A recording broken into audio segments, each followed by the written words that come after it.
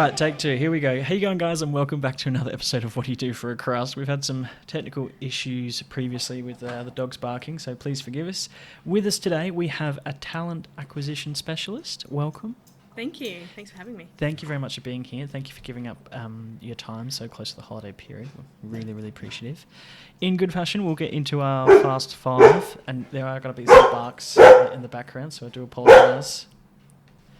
Let's see how we go. Sorry, guys, we do have some dogs barking in the background, so we'll see how we go. But either way, we are with our talent acquisition specialist. The Fast Five, income and salary range? It depends on what type of recruiter you are. If you're in an agency, it might depend. It could be between 55 and 60k minimum. Upwards of that with commission, you might get around 90 to 100, depends on the specialty. Internal recruitment, it really varies, but between 75 to 90 is your average. And then if you specialise in something or you've got lots of experience, it could be anywhere up to 120. So I'm up on the upper end of that. Nice, good money, good money. Pathway in learning, what kind of pathway does someone take in learning to get into this? It depends. I personally came from a customer service background, so I didn't have any formal learning. I was studying a HR diploma, but the person who hired me just wanted some really strong customer service skills, which comes with conflict resolution, good communication, problem solving, critical thinking, all those different, aspects. But you can come from any kind of background as long as you present professionally with those types of attributes. A lot of employers will ask, though, for a HR diploma or qualification or similar.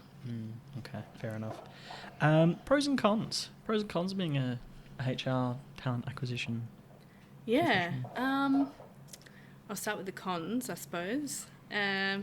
There's not too many, because it really does depend on how much control you have over what you're recruiting and who you're working for. But if you're stuck with some really difficult roles to fill, that can feel like a con.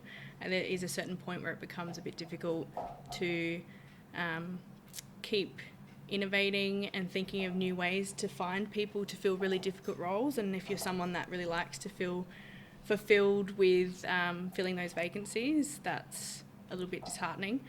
But the cons might be that there's ebbs and flows of recruitment, and a lot of people will say this, recruiters always say there's troughs and peaks, and when you're in those really tough periods where you've got lots of roles on and your dash has exploded, it can feel like you just live and breathe work. So you're talking to lots and lots of people for very low conversions sometimes. So again, just goes back to that feeling of not accomplishing what you think you're there to do.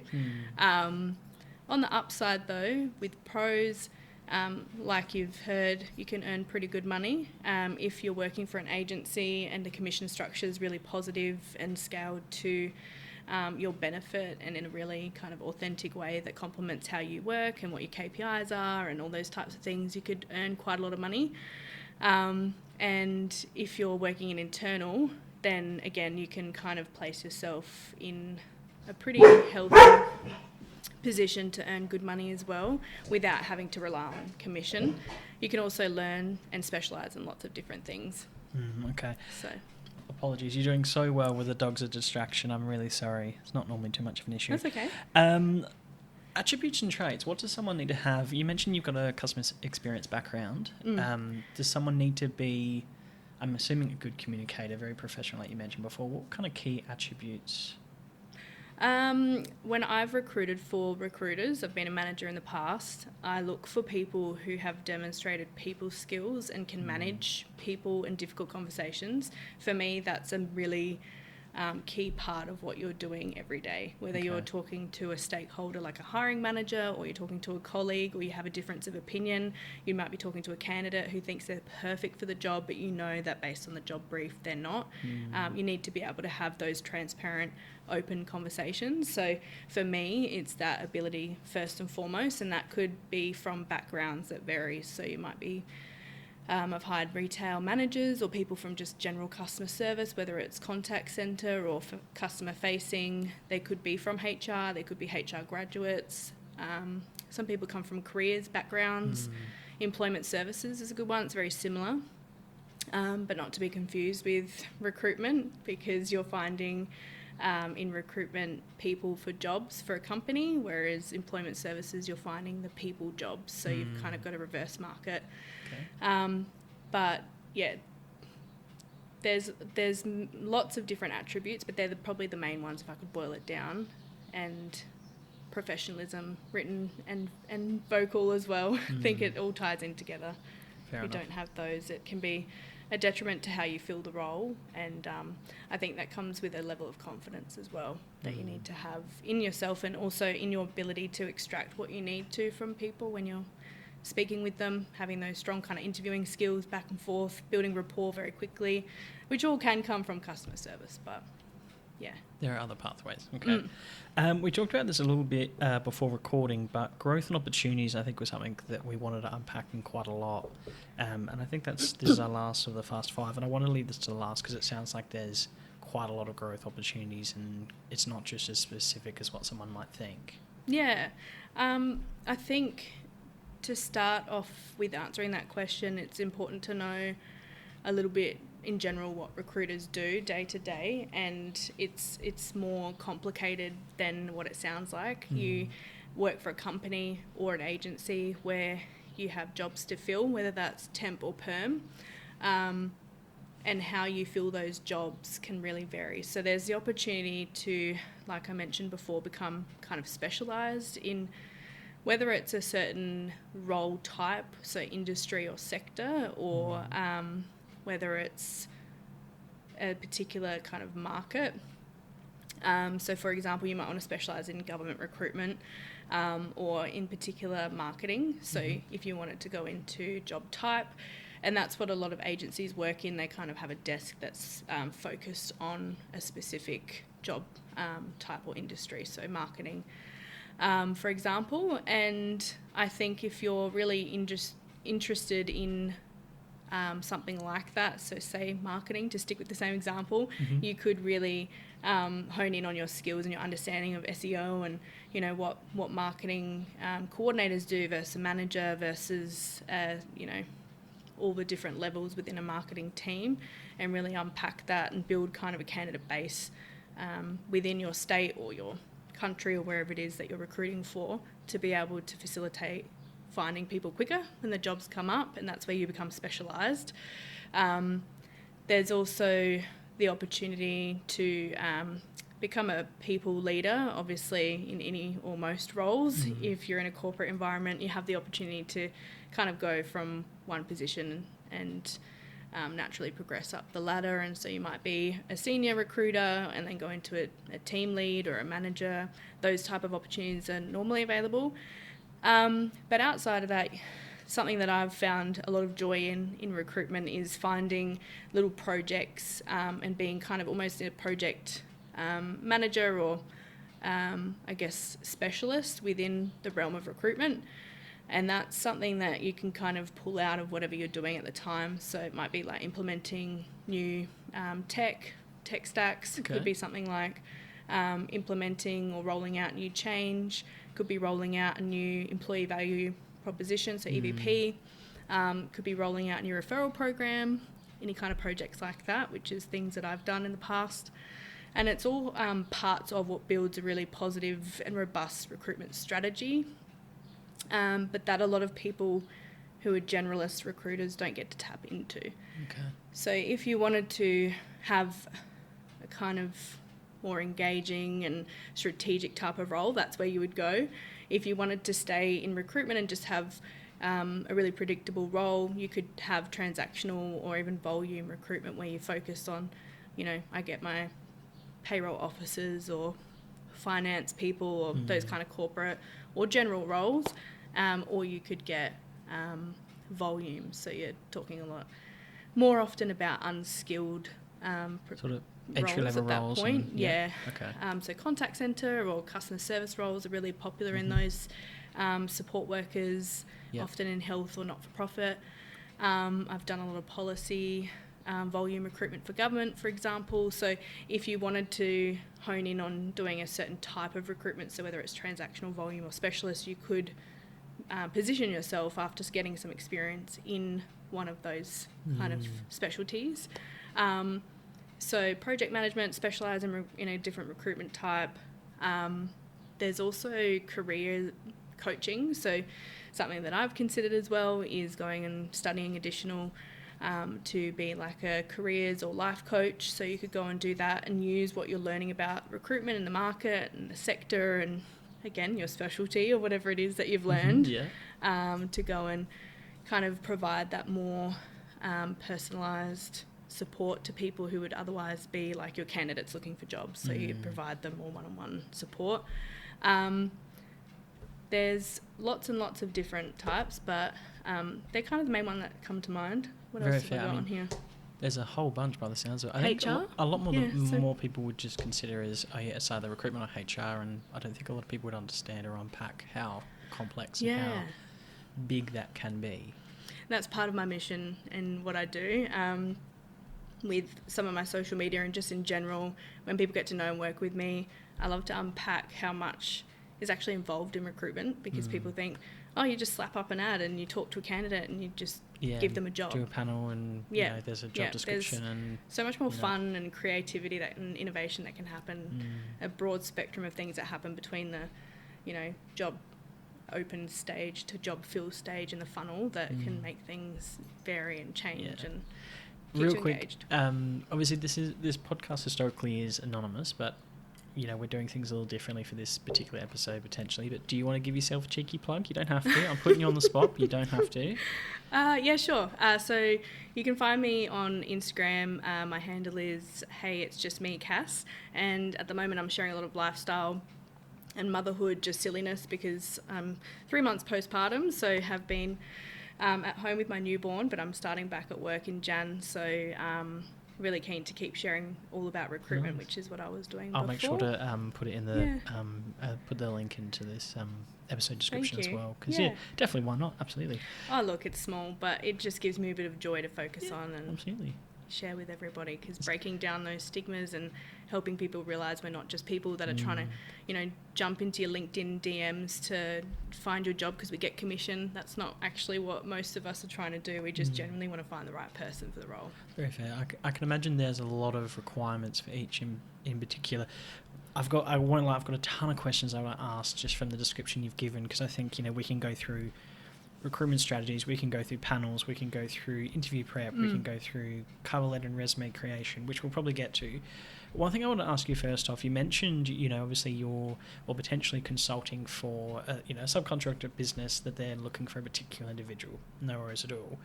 How often do you go in and you go, okay, you guys need to broaden your range, or you need to change your job description, or you need to change your advertisement or marketing strategy? Like, how often do you have to fix things in place before? And you don't need to name names, obviously, but no, it's a very good question, because it's actually one I have jotted down here. Is the biggest challenge that you'll find, and any recruiter will find, is presenting data and information to a stakeholder. So for example, your hiring manager or your agency manager, whoever it is that you've got to go to in whichever context it is you work in, to explain to them why we're not finding the person for the role. And having those conversations can be really confronting, and that's why I personally like to back myself with LinkedIn Insights. That's a great tool. I personally keep track of all of the different conversions that I have. So for example, how many people I've talked to, how many messages I've sent, how many people have replied, so the conversion rate on that, how many people have come up in a LinkedIn search versus how many I've messaged, and it gives you, if you reverse engineer all the percentages, and I like to display that in normally a PowerPoint presentation, like a slide deck, to kind of go, hey, I know that this job's been open for 2 weeks, but here's all the things I've been doing, and here's why it's not working. I think this is my strategy, and this is how we need to pitch the role, because what we're doing isn't working. And a lot of hiring managers, the first thing they'll do is, let's just put an ad up. I want it done today. And it's like, okay, but we need to sit down and really understand the role so we can market it. What's your perfect candidate? Who are you trying to get? It almost sounds like a borderline like a business consultant as well, because you're having to liaise with that main business core to go, okay, what is it that you actually want? What are you willing to bend on? What is a non-negotiable? It is. Can I ask, one query I've really got, one query that I'm really keen on, how many of them are not paying enough. Is that a big thing at the moment? A lot. Okay. So the market is pretty tight right now. Since COVID, it's really shifted and shaped and morphed into something that's very difficult to recruit to. So you'll probably have heard this being thrown around a lot, that the unemployment rate has been at its lowest for a long time. So that means most people are either employed or more people aren't becoming unemployed. So they're not looking for work. And what that means is there's a lot more job stability for people, or they want more job security. So because of COVID, or everyone's a little scared, they don't want to move, or they're stuck in these jobs where they're getting paid higher because they were employed during COVID, and they learnt that they were worth a quick buck, which is overpaid. A lot of people are overpaid, and that's a whole nother topic. But it's really hard to actually attract people now, and so all the time it can be really difficult to have those conversations with hiring managers and say, look, you're actually not paying enough, and it's not because the market is inflated and we've got an economic crisis, but it's literally because all the things that you want in this position description, if we look at it, is it's worth more to the right applicant. Yeah, or you need to manage your expectations and bring down the role and change the title or the expectations and responsibilities of the role. And so that's where that partnership piece comes in, and stakeholder management that I was talking about, having the ability to negotiate and talk to people quite frankly and transparently around why things aren't working. That's the main thing that you do a lot of the time, is like kind of getting in between people and trying to tactfully tell them, like, I can imagine you'd get a few. We've always done this. We've always done that, and it's always worked. Just put it up. Put the job ad up. I want it on Seek. The client wants it on Seek. I would guess that the sooner they want it up, I can understand time frames and having to get it done, but if it's not done right the first time, then it's detrimental to the whole campaign. And that's what I tell people. And because I've been doing it for nearly 10 years, I have learned now to back myself and say, look, this is how I operate, and this is what you get when you work with me as your recruiter. You might not like it, but you're stuck with me in this context. That's the deal. I want to work with you, but here's how we're going to be successful in filling your job. And that is, if you wait a bit longer, I can craft a job ad for you. Yes, ChatGPT will write most of it, but I will craft it by inputting all the information you're going to tell me, using the position description, some market information, my own knowledge, how I word things, and how I know things are going to be attractive to the candidate. And once we've crafted an ad, I'll share it with you, and you get to have your say, and we get to collaborate together. And then once that's done, then we post the ad. And it's not just posting an ad. There's normally a whole visual campaign that needs to go with that. So recruiters are also needing to be more creative and innovative now, because the market is so tight and competitive, and we're all doing the same thing. We're all jumping on Seek and posting the same ads, and that's not working. So recruiters are needing to go, okay, what other things can I deploy at the same time as a robust campaign? Like, what wording can we use? What taglines can we use? How can we work with marketing to get some social media tiles or some imagery out there, so that we can really create a storytelling piece of craft about this job? And that's what it comes down to. People want storytelling now. They want to feel like they're going to be in this job of their dreams, and that's the only reason they're going to move. And if it's not good pay and it's not sold properly, they're not going to move. And the market's too tight for us to afford to post an ad willy-nilly without doing it properly. It's a fascinating concept. Can I put a hypothetical scenario to you then? I'm a company. I'm looking for a mid-level manager, team leader, say, for some kind of business, doesn't matter. I've hired yourself, I've hired your company. What's a standard process look from your pathway? So the first thing a recruiter would do and should do is research that client or company. They would look at the website, get on LinkedIn, look at the job role, have a look at the position description if they've been sent one, have a job brief with the hiring manager. So the hiring manager doesn't have to be the person that's necessarily chairing the panel. It could just be the closest person, or even the incumbent who's leaving the role. They need to be able to have those conversations, go, hey, are you comfortable with me chatting to the person that's leaving if it's a resignation? Can I chat with their team? Can I chat with you? So, but are there companies that say no? There is, yeah. Really? Sometimes, they're too busy, or no, you don't need to do that. Just write the ad now based on the PD. You've got everything you need there. It's so common. Wow, okay. So that whole piece is what I'm telling hiring managers when I meet with them, is this is what you get with me. I'm not going to cut corners, and this is why. Because we'll be sitting here in 2 to 3 weeks' time. You'll be breathing down my neck, harassing me, going, where's my interviews? Yeah.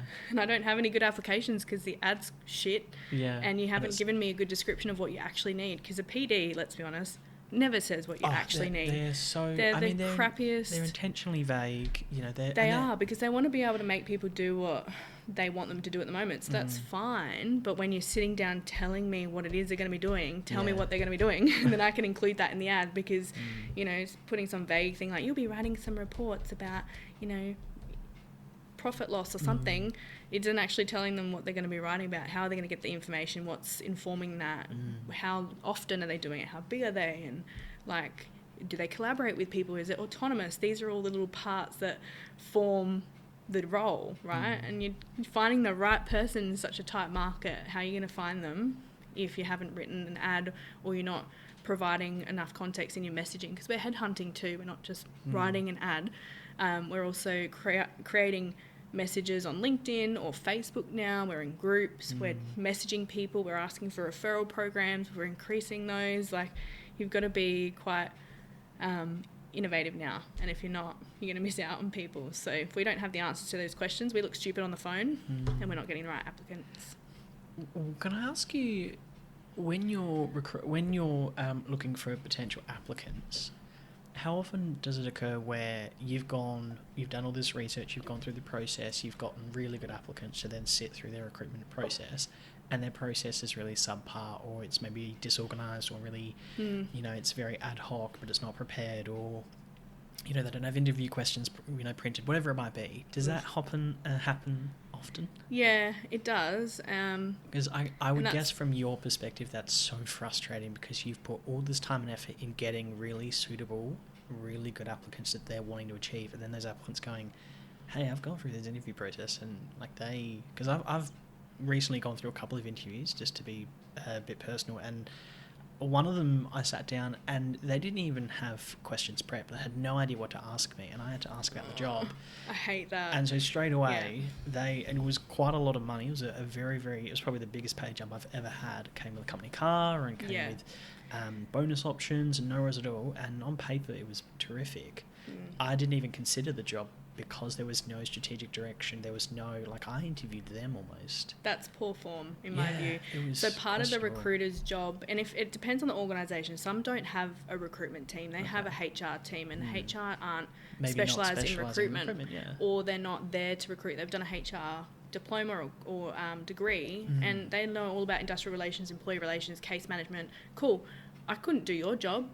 Like, I've recently had a job where I was put aside with a HR partner, and we were both like, we know enough about your job to kind of get by, but we couldn't do each other's jobs, and we both learned off each other.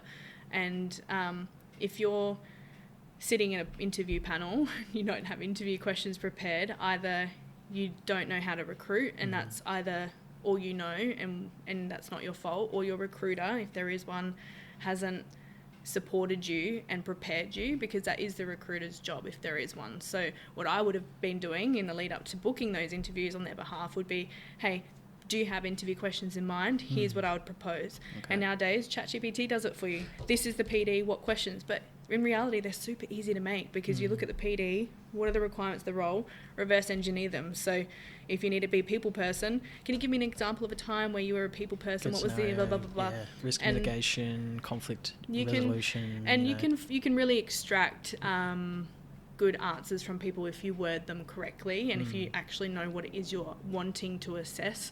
What most people do in an interview, as the chair or the host of the interview will just rock up and they'll go, oh, so what do you like about this job? Why do you want to work for us? Okay, I don't think that really matters, but let's just get down to why they suit the role. Like, what are we as a panel actually assessing here? We have to have a clear understanding of that, and where it comes from is the PD, the advert, the job brief, all those stages.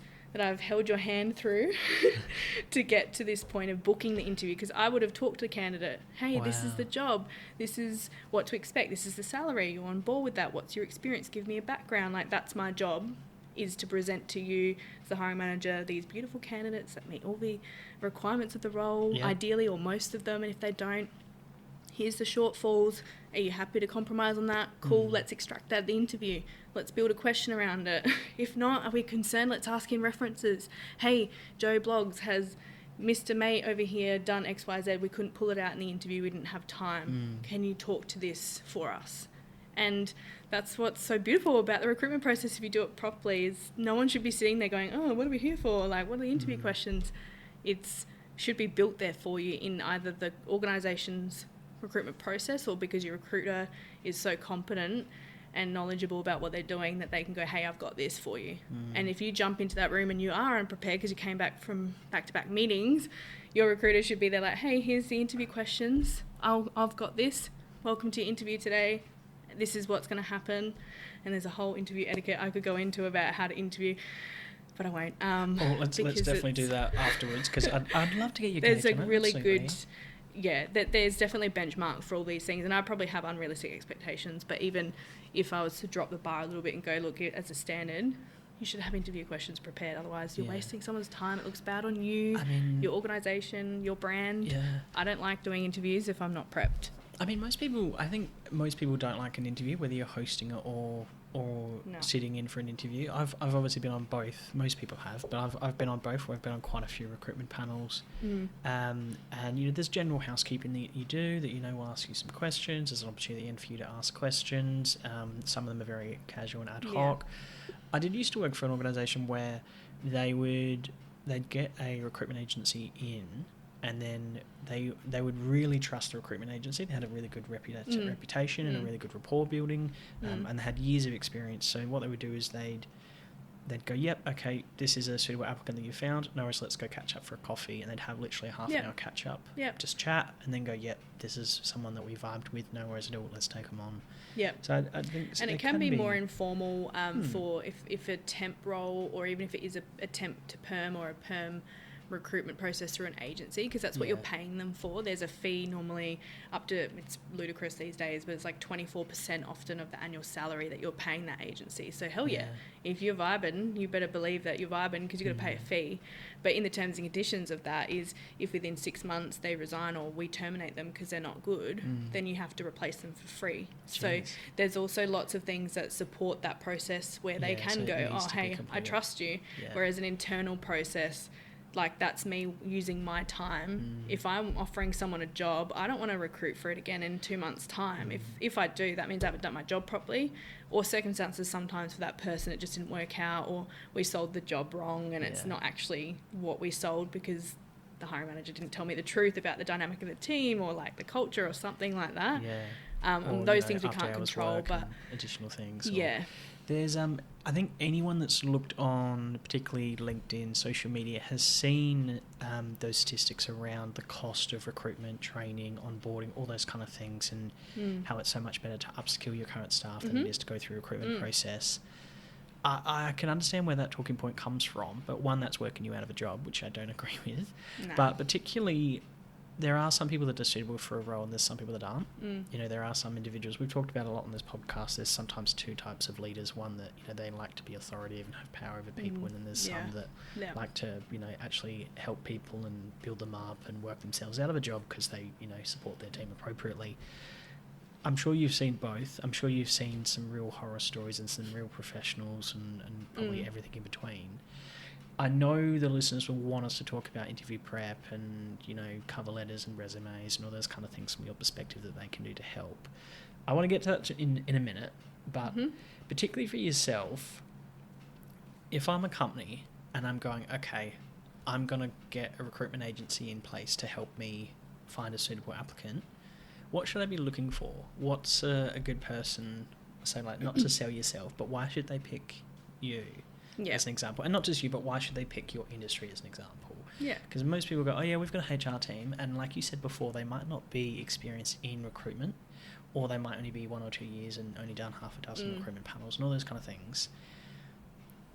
Yeah, so I work in internal recruitment now. I don't do agency recruitment, but I do have, in previous recent roles, had to collaborate with agencies quite closely, and I know them quite well professionally. So I can speak to what I look for when I reach out to an agency, and that is... Please, yeah. And that is, you want someone with a portfolio of proven recruitment and vacancy fill, and normally they couldn't always provide it because their systems aren't always very robust. Yeah. We're talking people still use Excel spreadsheets instead of a lot of the cloud-based software that's out there, but again, that's a whole nother conversation.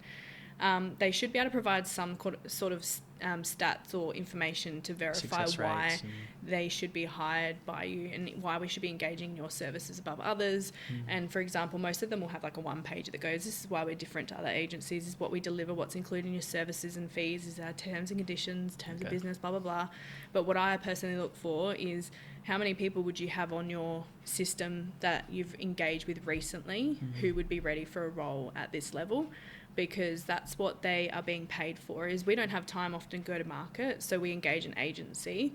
That's the most common reason. Or we don't have the resources to find the level of experience we're looking for, but you do, because that's your specialty. So to use a marketing example, again, you have an agency and that recruiter will have been in that job. I know one in Adelaide, she's amazing, but she would have a full spectrum of candidates that she talks to all the time. And so when you call her and go, this is the job, I'll give her a job brief. So what hiring managers normally do to me in internal recruitment, this is what we need, this is what we're looking for, this is why, this is the time frame, qualifications, yada, yada, yada. They'll go, okay, what about this person? I know this person, they've got this background. They'll test a few things and you can go, not quite what we're looking for. The other person sounds better. Or you can kind of converse about it, get to a point where you go, yep, let's shortlist, have a look at their CVs. Or they'll go, leave it with me, I'm going to start working on this role. And so then they'll go and use all of their gamut of resources available at their disposal to find those candidates that we don't have access to. And if they can't prove that to me, then I'm just going to go and recruit for that role. It'll just take longer and the hiring manager will get pissed because it's taking too long. But if you're telling me I'm just going to go reach out to people on LinkedIn, I can do that. I'm doing that already. Tell me something that you're doing differently. What's your point of difference? What's your I guess, foot in that particular sector or market that you can show me makes it worth it to pay you 22% of an annual person's wage or whatever it might be. So that's what I look for, and you can quickly tell who's experienced, in my opinion, most of the time. Yeah, I mean, that's coming from one experienced individual to another, I guess, so you recognise experience because you've got experience. There's a certain level of appreciation and, I guess, rapport that you have with those people at that point. Like, hey, how you going? Yeah, good. I'm looking for this, cool. And they know you at that point. But, yeah, if you're fresh and you don't know, I can give you some names of some good agencies. I was going to say, we do have your socials, and we'll make sure to add that link into our into the episode description, so people can definitely reach out to you if they need. Let's sidestep then, because I know this is exactly what a lot of the individuals listening to this episode will want to hear about. Interview prep, resume and cover letter building, those kind of things. Have you got any cheeky tips, any guidance as to what's going to help them stand out, what's going to be the bare minimum? I've seen some, there's always changes. You're not meant to put photos now, or you're not meant to put in your address or your suburb, because now that might, link you out of some recruitment. And, this is all hogwash from what I see on social media. A lot of people don't post their resumes because, if they're going to consider you, they have to ask you for reference. They don't put references, sorry. What's your gauge on all this? Every recruiter has their own preferences, I think, and it does depend on what roles you're recruiting for. I'll tell you when it is appropriate to have a photo is if you're marketing, because if you're in a marketing role, for example, they'll go market yourself. Yeah, we want to see how you're marketing yourself. This is like test number one, right? Recently hired a great marketing coordinator who's now a marketing manager in the same company 2 years down the track, and she had her photo on there. And it was a great selling point. She also brought a portfolio of all the things that she'd done, what websites she'd done for different businesses. She had proof to put to all of the things she put on her CV. But most of the time, it's a bit weird to put your photo on a CV. we can't be biased, and so we automatically, unconsciously make biased notions about people. You know, they call it unconscious bias. So we don't want to have any reason for that, as it is a lot of systems redact names and genders for that reason. So we don't want to add to that. Don't need to put your photo on there unless it's actually for a reason. I understand some people who have cultural backgrounds do it because they go, hey, I am a really good communicator and English speaking. I'm a person, I'm a human. They want to humanize it because they might have their CV, what's it called? Passed over by employers because they just see the same name and they don't look at it. And again, that's why we don't look at names and why we shouldn't be looking at photos and taking those things into consideration. So what I would recommend is people focus on what outcomes they've achieved in their roles rather than what they do, because anyone can go, hey, I'm a checkout chick, I scan stuff. Okay, cool, but tell me, like, how many customers do you reckon you see every day? How many good customer service feedback forms have you got? What rewards have you gotten? In that 30 seconds where you're talking to them through the checkout, you know, I love going through the checkout because I'll always be like, how's your day been? You got long to go? Like, what makes you different? Why should I hire you? And that's the stuff that's going to tell a recruiter. And everyone will say, oh, you've got 4 seconds to read a CV. That's not always true. Sometimes it depends, like I say, on what roles you have on your dash, how many roles you have at any given time, if you're specialised or not, blah, blah, blah. But, people will read your CV for longer if you can give them a reason to keep reading. So it's much like a social media hook, for example. You want to make sure that people stay on your reel for longer, so you've got to put a hook in there. So when you're applying for jobs, you do have to put your hooks in there. What are they actually asking for in the advert, and how have you repeated that in your CV? So if they're looking for excellent customer service, how have you done that in each role? And make it really obvious to me so I don't have to try and find it, because it's not my job to find you specifically a job. It's my job to find my company a person for this job. And if you can't make it really easy for me, then you're not making yourself stand out. That's your job and as, if you're as a comparing candidate. to the next resume or the next cover letter, and they've done that and you haven't, you know which one's going to get read further or most, you know.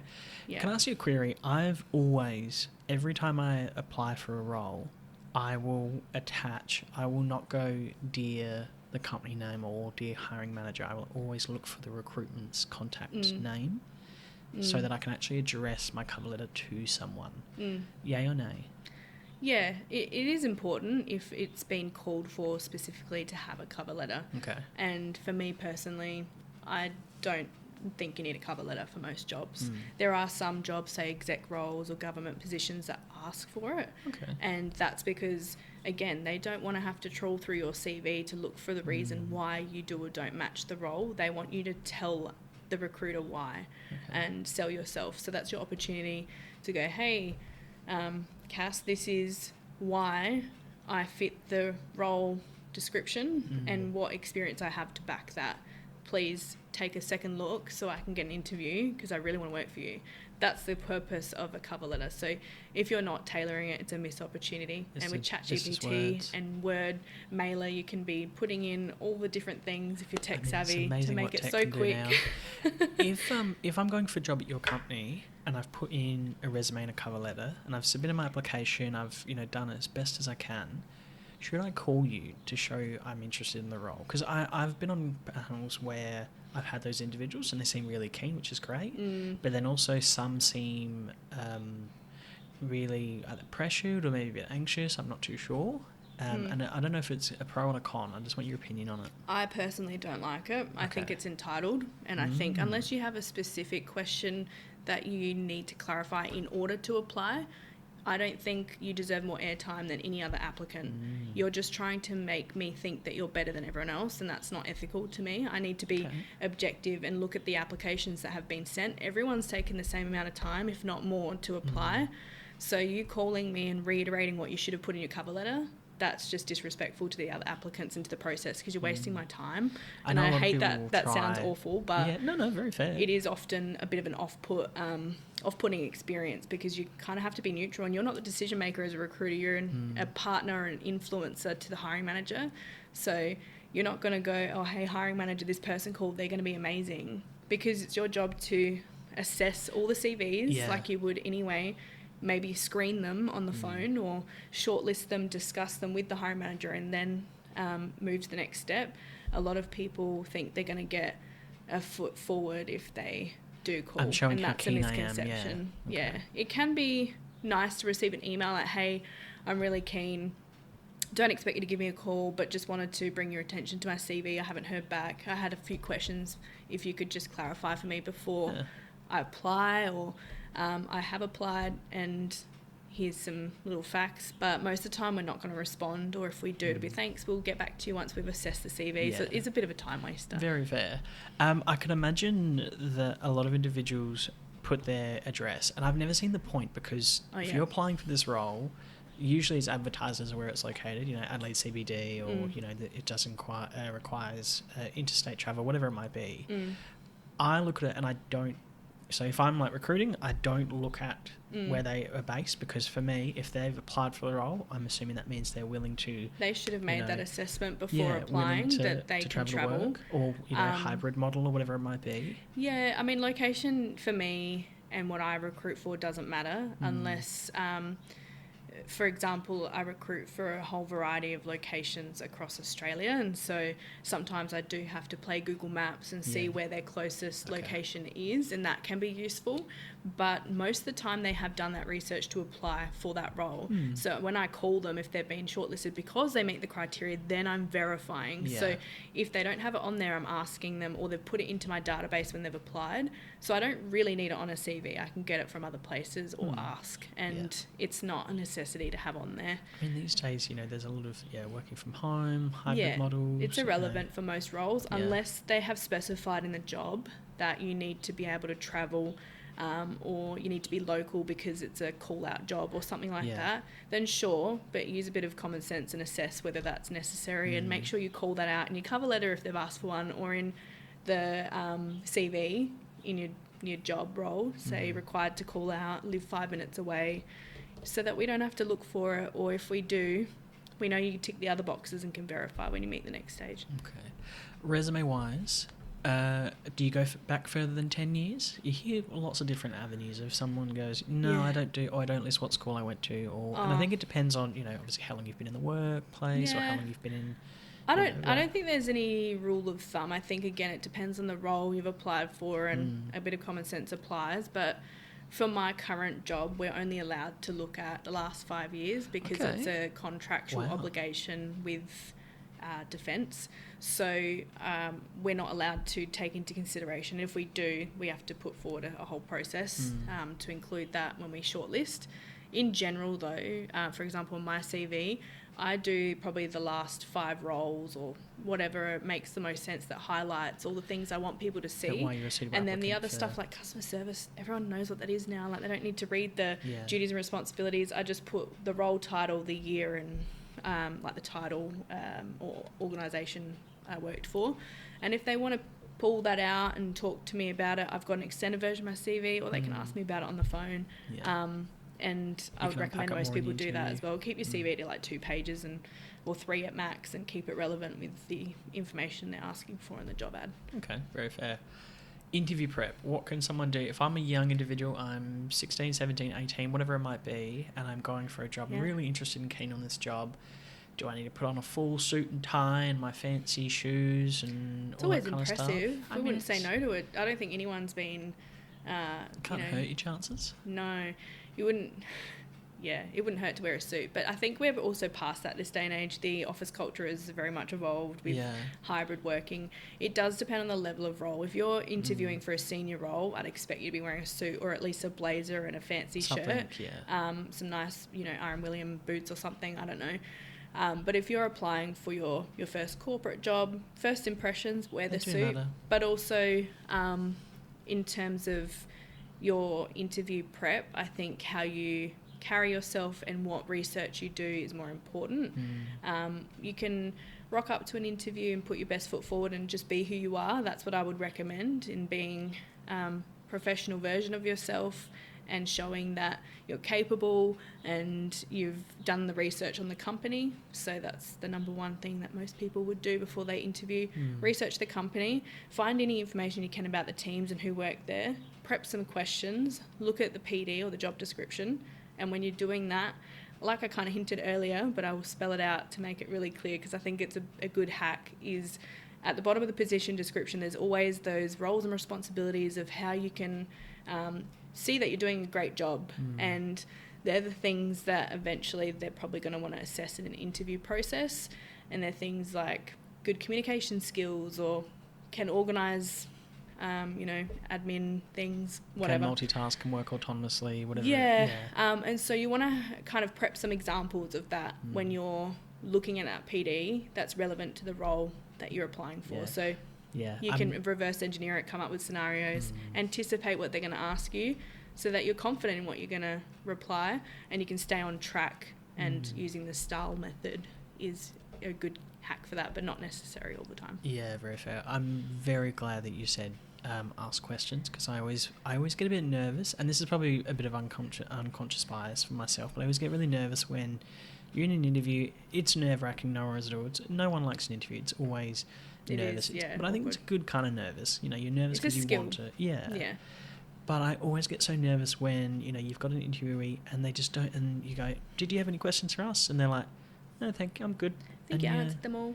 And that's fine, because I think like most of us would have questions around like, oh, is it hybrid? And can I have car parking on site? And would I be able to leave early? What does the first 6 months look like? And you what's want the more performance strategy? And personified questions, like get to know your panelists. Like, what do you really like about your job? Why is it that you would want to hire me? Can you tell me something that stood out to you about what I've said today so I can get a gauge? Or what was it that you really loved about the person that was in this role before me? What made them successful? What KPIs are there that are really there to push me and stretch me? And how do I achieve them? What ways do you set me up for success? And how can I go away and do the work I need to do to set myself up for success? Because that's what I want to do. Like, do I need to do extra study? Would that be advantageous for this role? Like, you really need to get to know the job that you're doing or going to do and ask those tough questions. And bring a notepad, bring a pen, bring an iPad, or God forbid, your phone, but at least something that demonstrates you've got the nous and the grit, the tenacity to learn new things, and that you're really keen, because those things have been lost over time. No one really does that as much anymore. But I want to see that you've done the prep work. Why should we hire you over all the other 55 applicants we get for this job? Very fair. Okay. We are at time. Thank you very much. I think this has been very insightful, and I think, it definitely gives a good avenue as to the complexity that is not just HR, but obviously recruitment in general. Thank you very much for your time. You're welcome. Thank you for having me. And just one more last minute plug. Yes, you can follow me on Instagram. Handle is at @HeyIt'sJustMeCass. Thank you very much. Thank you. Sorry, I know it's a bit cringe-worthy, but I'm putting you under the pump, but why not? It's there. All right. Thank you very much. And cheers. Thank you.